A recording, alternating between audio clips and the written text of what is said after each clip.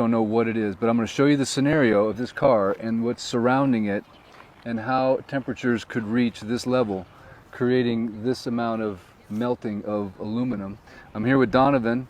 He is, I believe, a hero of sorts. Aloha, Donovan. Because he was the one that brought it to my attention that we have these very strange occurrences. We just shot down on the highway. I don't know if it was actually live, but we have it all recorded, so we're going to post it. We're at another one of these locations. So this is well above the burn zone, essentially, in a neighborhood known as Lahaina Luna. I'm going to show you around real quick so you can see the scenario and then judge for yourself. And again, if you enjoy content like this, I encourage you to please like the channel, subscribe, and share the video so you can get the truth of what's going on here at Maui. So where I'm at right now, just to orientate you, you can see the lights for the football stadium right there at Lahaina Luna. So we're right below Lahaina Luna High School in the neighborhood that did not, I repeat, did not burn. You can see all these houses are standing around here, unburned. There's no burn here, okay? So to me, this is like something out of a space movie, because you have this small field with some grass that burned, right? You can see where the grass burned. But then you have these two vehicles sitting in here that have melted aluminum. So Donovan, if you want to just take us through this car real quick and show us, I know you know a few things about cars, you can point out some things that require a very high temperature. By the way, we just talked to the neighbor who was talking to an investigator in Lahaina Town yesterday, and he said the investigator told him the temperatures reached in excess of 3,000 degrees. So tell us what you got, Donovan. Well, we have about 300 degrees for aluminum, and this 300? 1300. 1300, okay, thank you.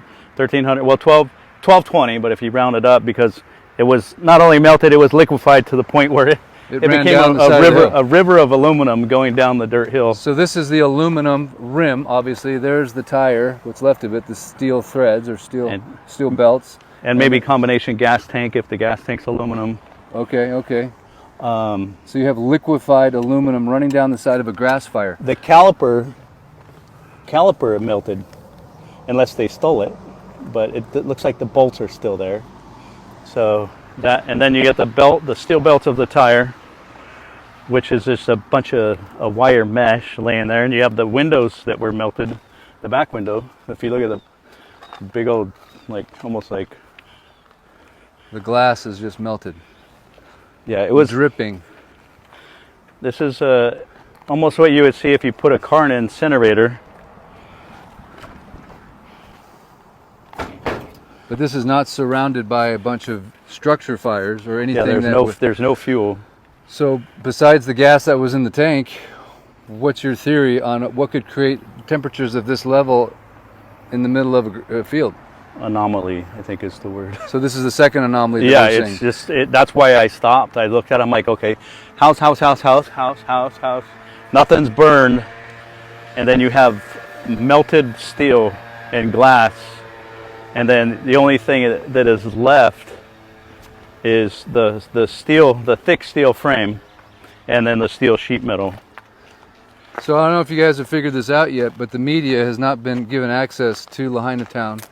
Everything is locked up. Matter of fact, this gentleman next door, he was on Front Street yesterday, and he was supposed to get access, and then the mayor shut it down because people were taking pictures. So they don't want pictures taken of anything in Lahaina Town, because they don't want you to see this, would be my guess.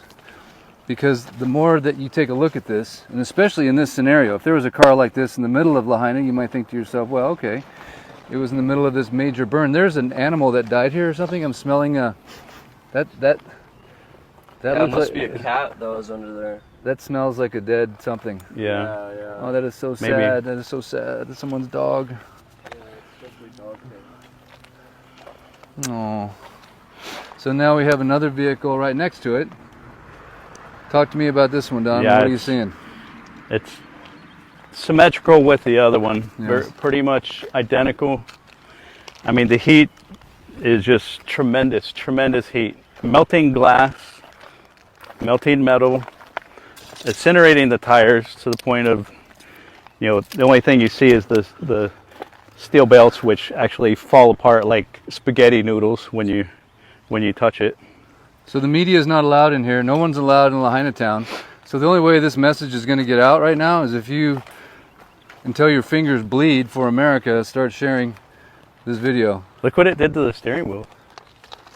I mean, all it is the steering column. We the people is all we got left here. And the more we get the word out and the more people start seeing this crazy anomaly, and we're seeing it in a lot of different places. Donovan here has been on a scooter. He was at the scene of the crime the day of the fire. He was helping people, rerouting them away from Lahaina, as the cops had not blocked the southbound traffic until you got almost to Front Street. Grass. And notice the green grass here.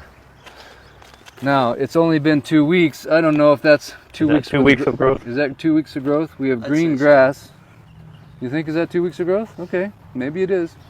But there's a lot of green grass here. I don't know. Yeah, Someone tell me, how fast does grass grow? Is that 2 weeks of growth?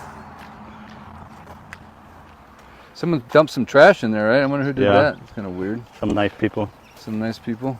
Yeah. Lazy. But if you don't share this story,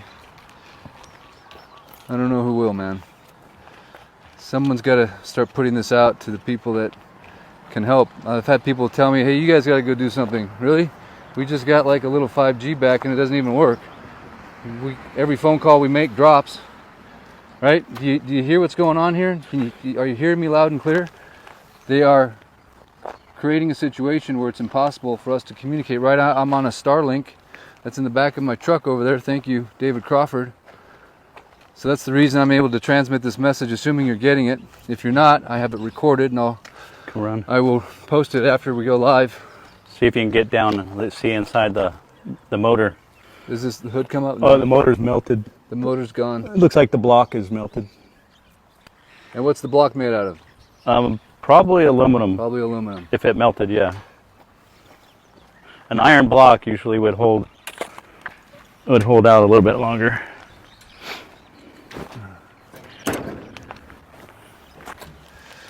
I mean, is it possible that they're making these cars with different types of materials that just have a lower melting point? But even if they did, oh, look at it wouldn't make any sense because we're in a field with just a little bit of grass. The block is still there. It's turned sideways. The block is still there? But the aluminum valve cover is still melted to death. So can a grass fire... But how does it burn underneath the hood? That's the thing. Underneath the hood is protecting it from heat, right? Or oxygen. Oxygen. You can't get in there. Right. So you have no combustion. And again, if you're just tuning into this live, the edge of the fire went to that little grass. This was all just grass, no trees. You can see a couple of trees right there. It just went to the edge of the sidewalk. I mean, not even to the sidewalk. It just went inside of this fence, and then it stopped right before it got to this guy's thing, this guy's house.